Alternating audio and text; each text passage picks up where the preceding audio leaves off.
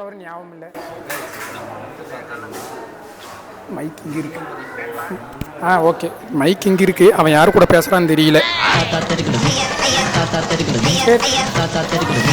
நல்லா பேசிட்டீங்களா? மைக் எங்கிட்ட இருக்கு. யார் கூட பேசுனீங்க இவ்வளோ நேரம்?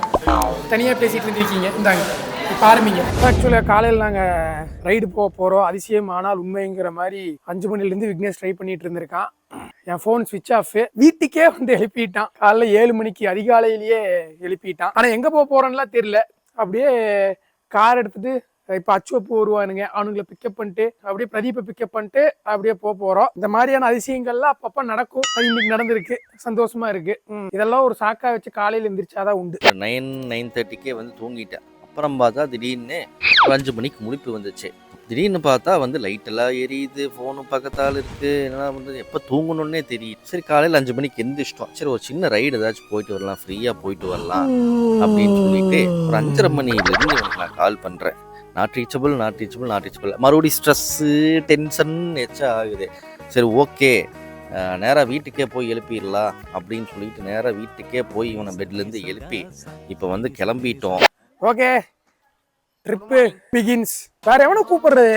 எல்லாத்தையும் கேட்டாச்சுல. இந்த கேனையும் கேக் வந்தாதான் ஏதோ முன்னாடி ஏதோ உட்காந்து என்ன தருன்னு தெரியல. வந்து ரூபன் ஆகட்டும், கிஷோர் ஆகட்டும், ஆனா அந்த முன்னாடி உட்கார்ற சீட்டுக்குன்னே அவ அடிச்சுப்பானு அதான் புரியாது. நான் ஃபர்ஸ்ட் எனக்கு மேப் பார்க்க தெரியாதா, காலேஜ் பசங்களோட போகும்போது அதுக்காகவே எனக்கு முன்னாடி உட்காரணும் ஆசை வராது.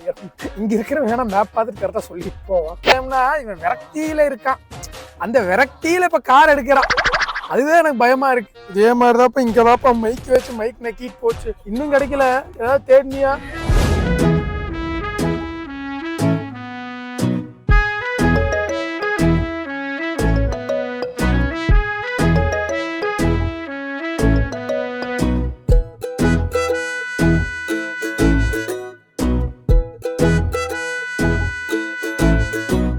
வாழ்க்கை என்பதே அன்பினில், அன்பினில் ஆசை புன்னகை மூஞ்சியில், மூஞ்சியில்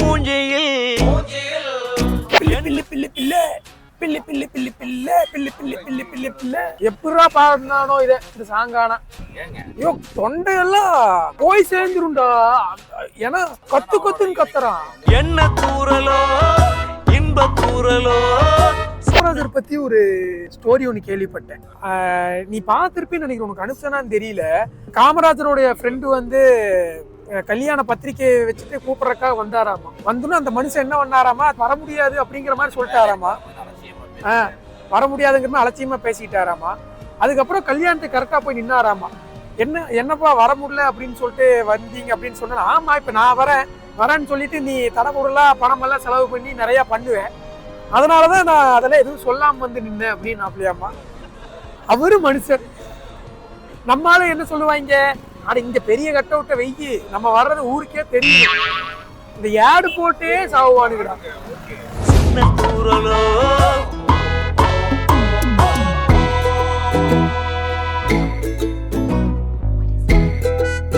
எவ்வளவு மார்க் 10th விக்னேஷ்?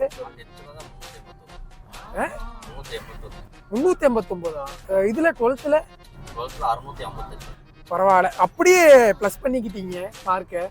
நான் 10th 319. எனக்கு ஒரு மாதிரி வயிற்றுச்சல் ஆயிருச்சு. என்ன விட அதிகமா இவன் எப்படி என்ன விட அதிகமாயிட்டா? அவ்வளவு அதிகமாடா, அவ்வளவு அறிவாளியாடா. நான் பாஸ் ஆனதே பெரிய சந்தோஷம். இதுல என்ன பெருமை? ஆனா லைஃபே ஒரு சூப்பரான விஷயம்டா. ஒரு சினாரியோ மாறுச்சுன்னா அதற்கு பிறகு என்டையர் லைஃபே மாறிடும் தெரியுமா. கரெக்டா முடிவு எடுத்துடணும். ஒரு சில நேரங்கள் தப்பா எடுத்தாலும் அது ரிக்ரெட்டுகள் இருக்கும், ஆனா அக்செப்ட் பண்ணிக்கணுங்கிற. அக்செப்ட் பண்ணாதான் நம்ம மேல இருக்கிற மிஸ்டேக்ஸ் என்னன்னு தெரியும். அதுக்கப்புறம் கரெக்டான முடிவு எடுப்போம்.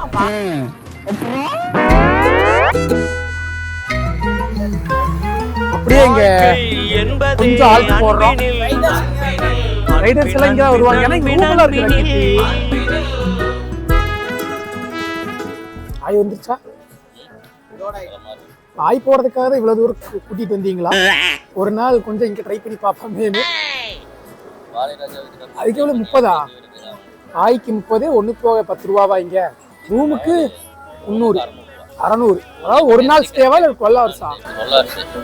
ஆக்சுவலா விக்னேஷ் அவர்கள் வந்து ஆய் போயிருக்காப்புல இங்க, அதுக்காக வெயிட் பண்ணிட்டு இருக்கோம். அதாவது ஆய் போகிறதுக்காக தான் இவ்வளவு தூரம் பாலக்காடு வரைக்கும் வந்தோம்னு நினைக்கிறேன். இவனும் போறான்.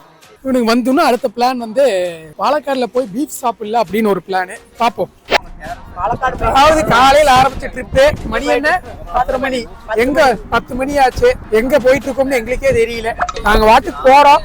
சரி நமக்கு என்ன, விக்னேஷ் காருக்கு பெட்ரோல் அடிச்சிருக்காப்புல, நம்ம சும்மா ஜம்முன்னு உட்காந்து போயிட்டு இருக்கோம், அவ்வளவுதான்.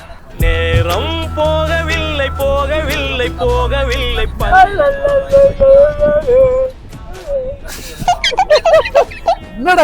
என்னடா கொட்டாய் இது. ஆக்சுவலா டக்குன்னு ஏதாவது ஒரு டூரிஸ்ட் ஸ்பாட் போலாம் அப்படின்னு சொல்லிட்டு பிளான் மாறுது.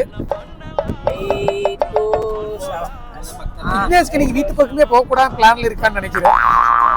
அதனாலதான். இது பேர் என்னடா? டேம் பேரா? போற ஸ்பாட் பேர் என்ன தெரியலையா?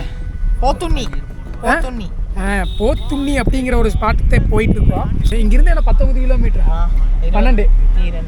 சரி, இது ஏதோ ஒரு கிலோமீட்டரு. சூப்பர் ஏரியாவே சூப்பரா இருக்கு.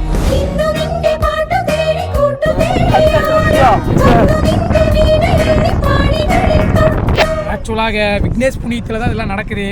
அவன் வரலினா இந்நேரம் வீட்டில் தயிர் சோறை சாப்பிட்டுட்டு லேப்டாப் முன்னாடி பேன் உட்காந்துருப்பேன். நன்றி விக்னேஷ் அவர்களே. இவன் எப்படி சொல்ல மாட்டானே, எப்படி சொல்லுவ? இப்படி சொன்னாதான் அடுத்தையும் இதே மாதிரி கூப்பிடுவான். அதனாலதான். மற்றபடி பாஸ் நன்றி எல்லாம் ஒரு பேச்சுக்கு.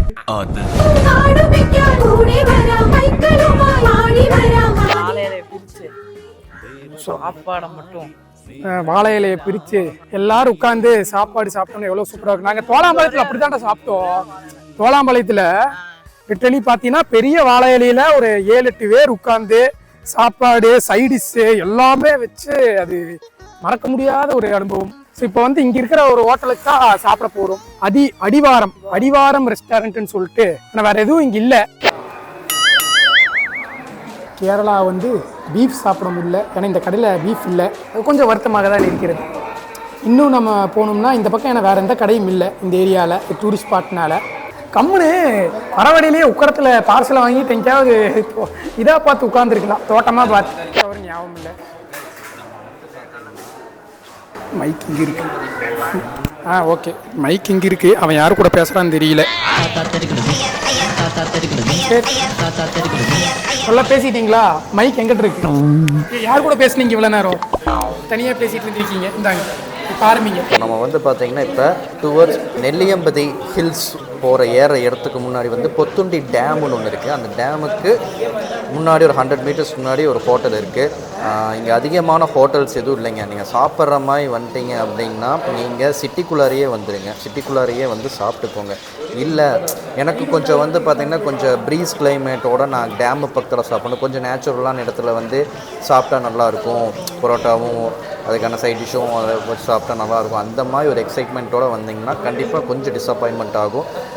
ஏன்னா நாங்கள் அங்கே சாப்பிடாமல் இங்கே டேம் கிட்ட வந்து சாப்பிட்டுக்கலாம், இன்னும் நல்லாயிருக்கும் அப்படின்னு நினச்சி வந்தோம். ஒரே ஒரு ஹோட்டல் தான் இருக்குது, அது ஒரு ரெஸ்டாரண்ட் டைப்பில் தான் இருக்குது. கொஞ்சம் நேச்சுரலாக ஏதோ ஃபீல் ஆகலை. ஸோ இப்போ நாங்கள் வந்து பார்த்திங்கன்னா பரோட்டா ஆர்டர் பண்ணி சாப்பிட போகிறோம். இங்கே பரோட்டா, சிக்கன் குழம்பு, அப்புறம் மீன் குழம்பு இதெல்லாம் சாப்பிட்டு முடிச்சுட்டு ஒரு சில காரணங்களால் அந்த டேமுக்கு போக முடியல. அதனால கேட்டை மட்டும் வேடிக்கை பார்த்துட்டு திரும்பி வந்துட்டோம்.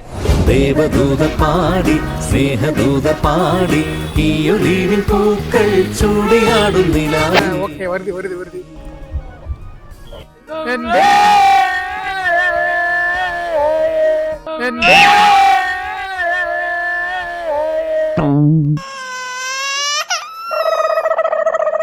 இந்த தேகம் மறைந்தாலும்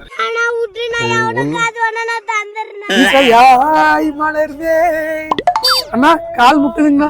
வேணும் தான் நீ வச்சிருப்ப. முட்டுதுங்களா? அத்தனை இடம் இருக்குதுல, கொஞ்சம் தள்ளி நிக்கலாம் இல்ல, மேல வந்து ஏறுனா. இந்த சிவ வேட்டியை மடிச்சு கட்டுனா அப்படி சொன்னா எல்லாரும் வந்து பயப்படுவாங்க. என்னடா நல்லா இருக்குடா. சரி சொல்லு. டைலாக் மறந்துச்சு பாருங்க. சக்தி வாய்ஸ் வந்துருச்சு. சக்தி நீ யாரு கிட்ட பேசிட்டு இருக்க தெரியுமா? யாரு கிட்ட? சிவம் கிட்ட.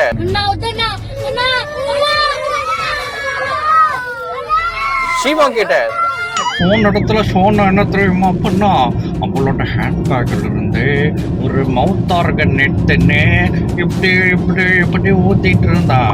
அதை நான் பார்த்த உடனே என்ன பார்த்து உனக்கு மவுத் ஆர்கன் வாசிக்க தெரியுமான்னு சொல்லி கேட்டா. நானும் தெரியும் அப்படின்னு சொல்லிட்டேன். சோகம் ஏதுமில்லை ஏதுமில்லை ஏதுமில்லை வா வா நீ என்ன பண்ணலாம் ரொம்ப பண்ணலாம் சேர்ந்து பண்ணலாம் நான் போகிற வழியில் ஒரு பாலம் இருந்தது, அதுல இப்போ ஏறி பார்க்க போறோம். அவ்வளவுதான், வேற எதுவும் இல்லை. மேல போலாங்களா? தேங்க்ஸ்ங்க. ஓகே சார், காட்டுக்குள்ளே.